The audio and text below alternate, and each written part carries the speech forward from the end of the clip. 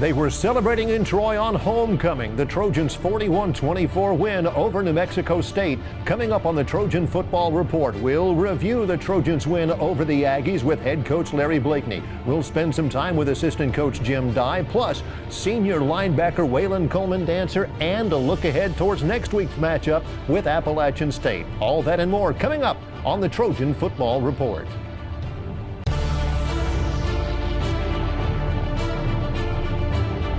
You can see the celebration as the Trojans take a win against New Mexico State 41-24 on homecoming. Welcome into the Trojan Football Report. Larry Blakeney is alongside. Congratulations, Coach. Thank you, Mary. It was a great day.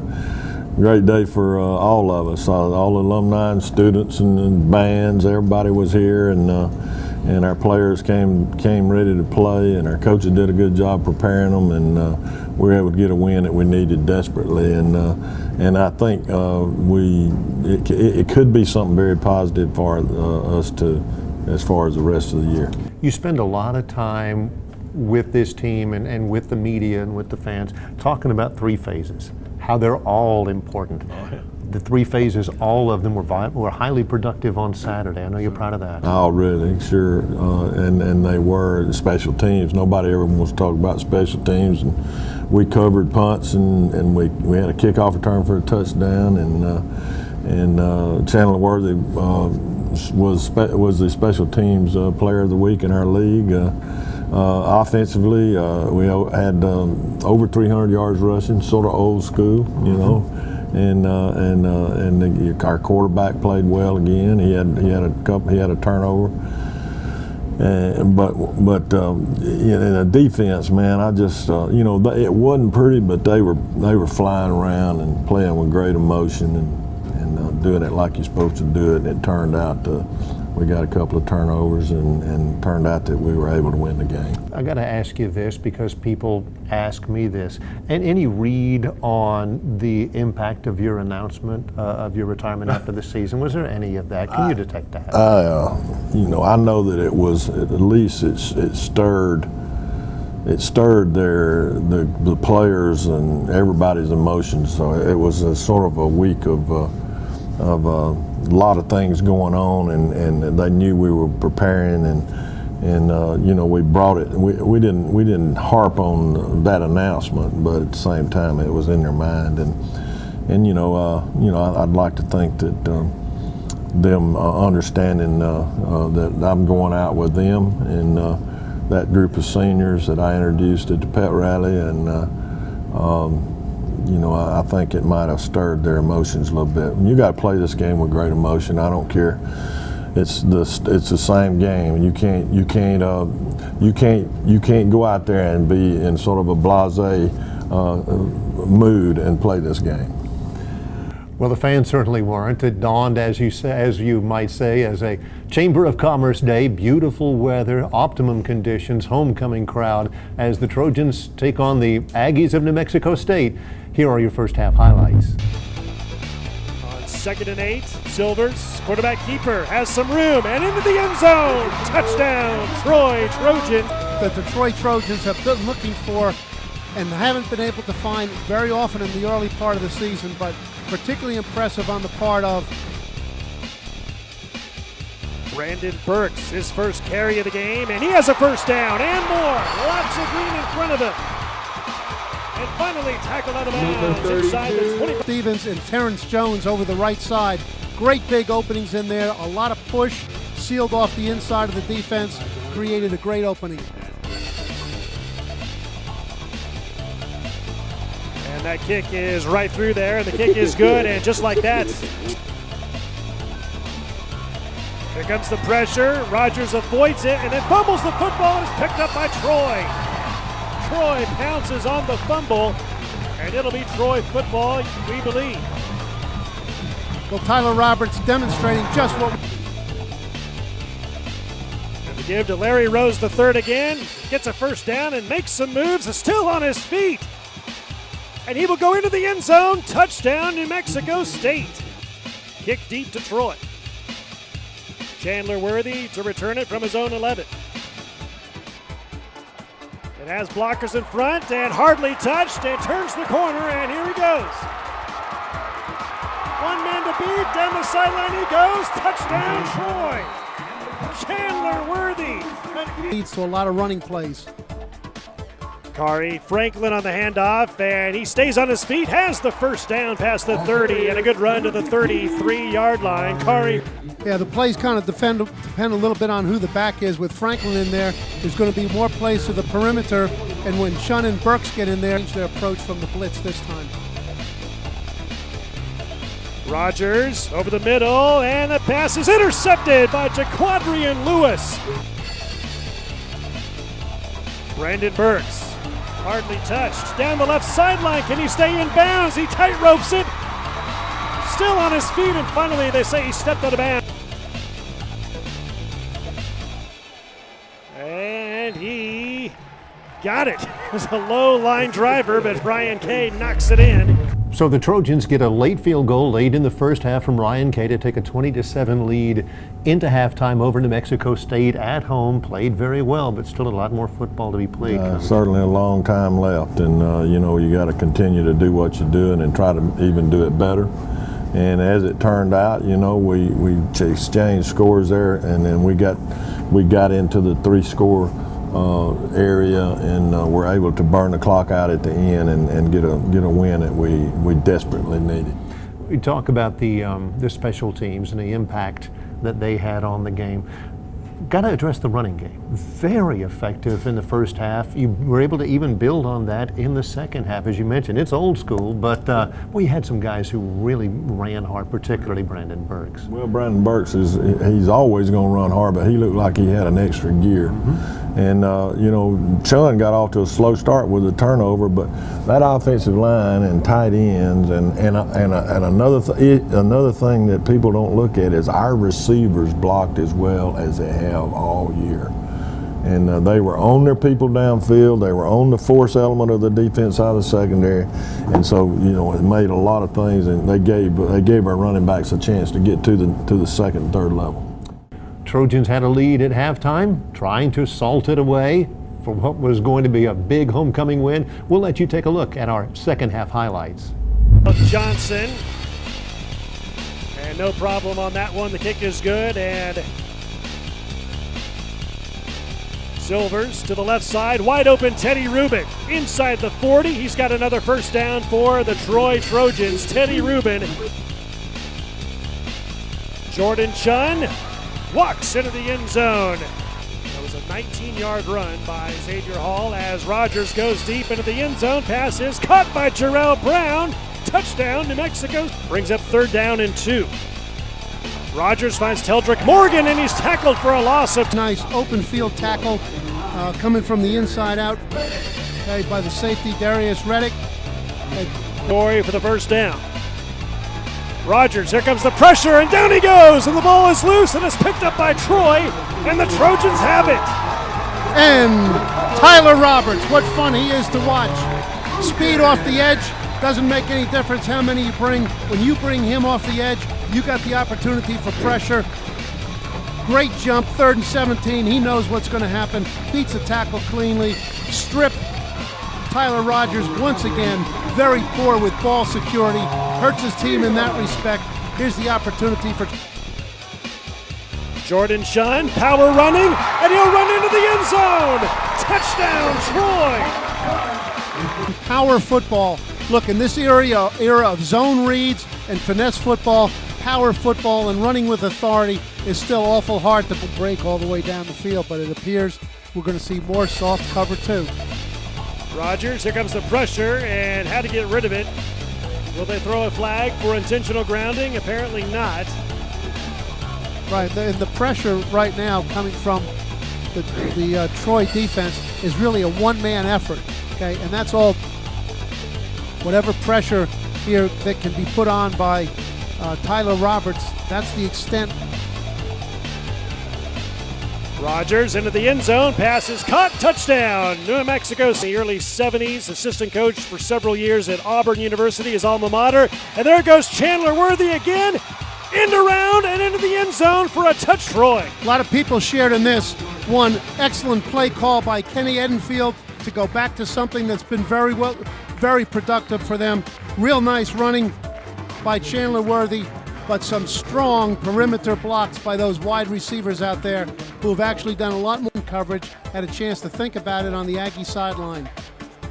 Rogers going over the middle, intercepted by Troy. Montrese Kitchens has got it. Kitchens inside the 25.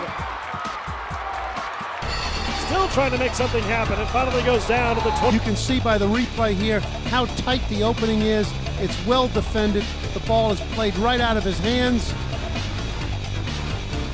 Beautifully done. Nice job by Wayne Bolt, changing the coverage, giving Rogers something that he hadn't seen on the previous series. He tried to throw the same type of route against a different coverage. Didn't work out well for him, worked out great for Troy. And Troy can just run a few. Sure is a lot better vibe, more positive vibe after a W, and we're going to check that vibe with offensive line coach Jim Dye on the Trojan Football Report. First of all, Coach, I know Saturday had to be awfully gratifying and rewarding for you guys. Sure was. That was good for the soul, and boy, it was exciting during the game, and then of course after the game too. The kids, you could tell the kids were really excited, and coaches, wives, families, the players' families. It was a big win for the program. Let's talk about your offensive line. First of all, as a grouping right now, the thing that strikes me as much as anything is just how much each of them how diverse they are. I mean, you play different guys, different positions, different times of the game, and I know there's a rhyme and reason to all of it. Yeah, there is. Let's talk about the four seniors first. Terrence Jones was he's locked in at right tackle, and he does a great job. And then Tommy Stevens at right guard is doing really well. And then Caleb Carbine at center, and then Chris Hawkins. And Chris is one of the diversity guys. We play him at right tackle and at left tackle, and he's doing a really good job. And then another diversity guy is Dalton Bennett. That's right. That's right. Dalton starts at left guard, but then we'd like to get him in at center too. Like to give Caleb a rest at times, and then also like the bigger, Dalton's a couple inches taller and 20 pounds heavier than Caleb, so we'd like to get the bigger guy in there at center some too. And then Ethan Hudson, the transfer from Ole Miss, he comes in at either guard, left guard or right guard, to give Tommy and Dalton either or a break, and he's done really well. He's really fit in here lately, and real pleased with him, and it's coming together at a good time. When we look at this offensive line, just as a grouping, so much is asked of them. When we speak of the pace of this offense and the tempo of this offense, most of the time we're thinking about the quarterback and getting the plays in and getting everybody situated. There's just that much responsibility as well, maybe even more for the offensive line in an offense like this with the pace. Would you agree? Sure, I would agree. It does start with the quarterback. He is the quarterback, and he gets everything going. But the next little piece of the puzzle is the offensive line, specifically the center, getting the ball going. But the other four guys have to be in place too before we get things rolling. Yeah, it's a thing we coach all the time at practice as far as tempo, and try to make the game, the practice and game very similar as far as what we do in the tempo we work at, and it's make it where it's second nature and we don't have to think about it. I would always have thought that in an offense like this, where you're go all the time and you're playing in space all the time, that the ideal offensive lineman in this would be somebody a little bit lighter. Mm-hmm. It's not necessarily the case. You got some big guys who are responsible for a lot of pace. Again, you ask a lot out of them. Yeah, we do, and but we look at it as an advantage for us. Because we do it every day, and the other side of the ball, the defensive line, they got big guys too, and we feel like it's an advantage because we know what we're doing. We do it every day. They may not do it every day, and so yes, we do get tired. One of my things that I say all the time: it's okay to get tired, but don't play tired. So. That's what we talk about and try. It's what we do, and we like to feel like we get pretty good at it. At the level that this offensive line is playing right now, in relation to how good they can play, how close are they? Getting a lot closer, obviously. There's kind of some ups and downs during the course of the year. The Duke game, I thought we played pretty well against Duke, and then had a couple of little letdowns, but then Monroe game we got a little better. We got closer as a team, and then obviously this past week we kind of put it all together: kicking game, defensively, offensive line play, the whole thing. So it's we're heading in the right direction. Had a good time. Coach, they always say that it's much better to coach off of success than off of a loss. Nothing teaches winning like winning. So therefore, Agree. You've got an opportunity here to build. Agree. It's definitely a lot more fun. Jim Dye is with us, joins us on our assistant coaching segment. Good luck and thanks for the work so far this year. Thank you. Coach, we got time here on the Trojan Football Report to get a thought about our student athlete feature this week, and it's senior linebacker Waylon Coleman Dancer. Spend some time with him, and he's a deep young man, very spiritual, and I know he's been one of the leaders on this team. He's one of my favorites, and he does have a knack for getting to our kids, and he's an older guy now. He's a senior. I saw his mama. She came by the hotel the other day before we left to come in to game day, and he has been a solid performer as a football player and as a leadership element and as a student, and he will be a successful man. He has dealt with some injuries. He's missed some time over the last couple of years, but always rehabbed hard, always has been there when he possibly can. And as you mentioned, just a real joy to be around for sure. He really is. Let's spend some time and find out a little bit more about senior linebacker Waylon Coleman Dancer. Back again on the Trojan Football Report. We're here with senior weakside linebacker Waylon Coleman Dancer out of Renova, Mississippi. Waylon, first of all, let's talk a little bit about your path to Troy and the reasons why you came and how you feel it's gone for you so far in terms of your career. Well, my path to Troy started off in junior college at Mississippi Delta Community College, and I came here because the winning tradition, and Coach Parker recruited me. He's not here anymore, but I always like to talk to him sometimes, but he recruited me here. And I really love the winning tradition, and Coach Parker's from Mississippi also, so that's what, we had something to talk about, something in common. So, but I mean, Troy's been great to me, I love the atmosphere and, what Troy stands for. And as far as, this season, it's been a little down for us, but it can always get better. We're in a great position for it to get better. Let's talk about football in just a moment, but I want to ask you about something sort of off the track a little bit. You are one of the players on this team, really one of the players in this league who spends a lot of time talking about his faith and how your faith helps to drive you. Can you address that just a little bit? Well, I have a lot of faith. I'm a very, very, Christian-oriented guy, and my faith in this team, and the coaches, I spend time with those guys a lot, and we talk about, Christian faith and just what it means to you, how much do you love this game, how much do you, how much of God do you have in your heart, and we talk about this every day, especially me and Mark Wilson, because he's my roommate actually, so we talk about it all the time, and we just try to keep a good mindset, because you're gonna have bad times. It's given. You're gonna have bad times. So we always try to rely, on our faith and just our Christian background to try to help us push through. It seems as though that certainly helps with the leadership aspect of this team, particularly in a transitional phase like right now. I'm interested in your perception of how the team reacted to the announcement that Coach Blakeney is going to retire at the end of the season. Well, at first we were.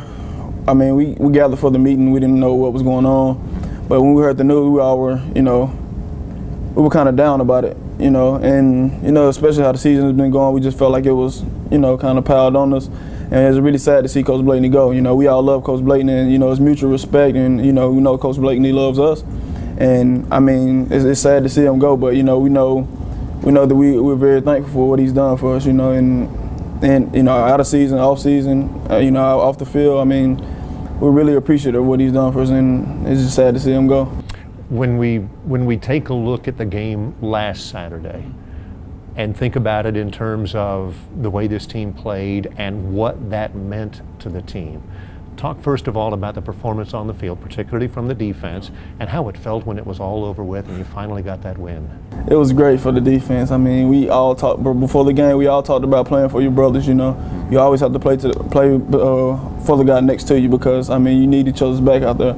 So it was a great win for the defense. We really came together as a group, and got the job done. I mean, we had mistakes here and there, but it's football. You're gonna have mistakes, but I love the way we played. We played with passion. I think that was the biggest thing that everybody was impressed with. The passion that we played with, and we actually, looked like we loved what we were doing. And the coaches did a great job of putting us in great positions to make plays. So I mean, as far as the scheme goes, I mean, you got to get it to the coaches and I mean, the players we just went out there and did what we were coached to do. You've had some difficulties this year and in your career with some injuries. I know on Saturday, the linebacking core had to play without Terrace Lewis. Right. They was a little bit thin there. They asked a lot of you on Saturday for sure. Is it something you're comfortable with, the high expectations, the fact that they rely upon you and Mark as much as they do? Oh yeah, it comes with the job, It was my first game back, from being injured, and I think we're without Terrace for the rest of the year, so we got to make adjustments. I mean, the pressure is always there.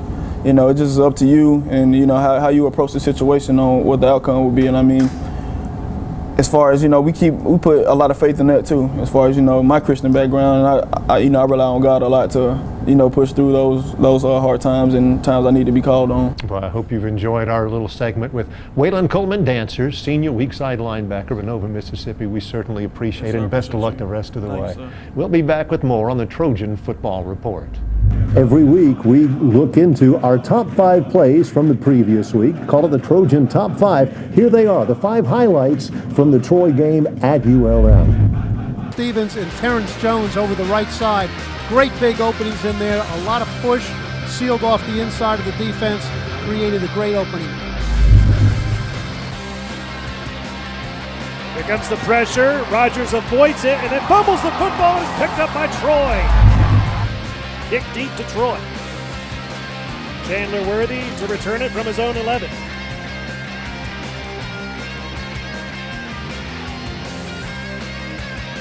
Touchdown Troy! Chandler Worthy! Jordan Shine, power running, and he'll run into the end zone! Touchdown Troy! You can see by the replay here how tight the opening is.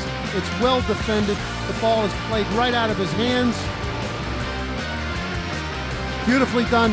Nice job by Wayne Bolt, changing the coverage, giving Rogers something that he hadn't seen on the previous series. He tried to throw the same type of route against a different coverage. Didn't work out well for him, worked out great for Troy.